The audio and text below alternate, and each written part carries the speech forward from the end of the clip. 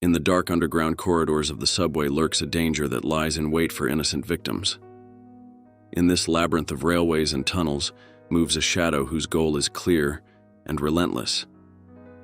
The subway killer, as he is called, is obsessed with revenge on women he considers treacherous and unfaithful. His latest victim was a young woman named Sarah. As she entered the subway car, she felt safer than ever. But she didn't know that evil was now on her trail.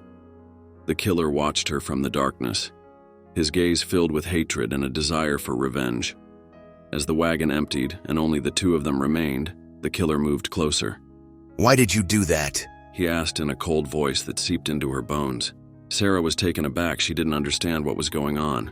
What I did? She asked with a crack in her voice as she began to sense that she was trapped.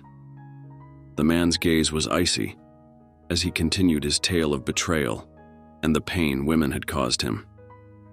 His words were like icy spikes that penetrated Sarah's soul, leaving scars of pain and horror. As the wagon moved on through the darkness, the killer began his merciless work. First, he began with a complex mental torture that was as terrifying as the physical pain.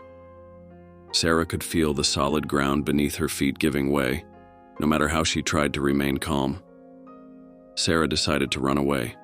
Regardless of everything, she ran as if driven by wings when the wagon stopped. Her breathing quickened, and her heart pounding like the bells of an organ as she tried to get away from the horrible man as quickly as possible. She could feel footsteps pounding at her heels, but hoped she would leave him behind. But then she stopped. A shadow appeared before her, eyes filled with hatred and obsession. "Where do you think you're going?" growled the man, his voice echoing off the walls of the corridor. The man drugged her and dragged her to his grandmother's abandoned house, where the darkness reigned and the silence was so palpable it felt like it could be cut with a knife. There he began torturing Sarah, each blow carrying a dose of his hatred and pain. All hope of rescue seemed to be in vain. The killer used his hands as an instrument of torture without compromise, driving the girl to the brink of madness but never crossing the line of death. Why are you doing this? What are you anyway? She asked, bound and helpless as the killer brought the burning candle closer to her skin, watching her every ragged breath and every sound of pain she made. "Because you and your kind deserve it," retorted the killer with icy composure as he watched the girl desperately try to escape the flames. The killer enjoyed every moment his victim writhed in agony, though he didn't want it to be quick. His revenge was to be slow and painful, just like the one he felt himself. As Sarah lay on the cold floor, exhausted and half dead, the killer approached, scissors in hand. "Your death will be my redemption, bitch," the man whispered, his dark eyes shining with joy. While Sarah was suffering, her friend Emily became worried about her when she didn't return home from her subway trip. She knew something was wrong, so she decided to look for her. She walked through the streets where the cold wind mingled with the restlessness in her heart. Emily was shaking when she found her friend's sweatshirt discarded on the sidewalk. It was a clear trail that pointed her in the direction of the abandoned house. The sweatshirt that Sarah often wore lay there as a silent witness to a terrible fate. Emily frowned as she took it in her hands and decided not to let go. She didn't say anything to anyone and figured she would find her friend on her own, although something told her it would be very difficult. Along the way, her pulse quickened, and she began to break out in a cold sweat. She felt that something terrible was about to happen, but her heart couldn't let Sarah be in danger. Emily entered the killer's house with shaky breath and a sick feeling in her stomach. When she saw her friend Sarah lying on the floor covered in blood and looking lifeless, it was a shock that hit her to the core. Her heart clenched in pain as she tried to hold back her sobs and feelings of despair. Sarah! Emily shouted, her voice lost in the chilling silence of the deserted room.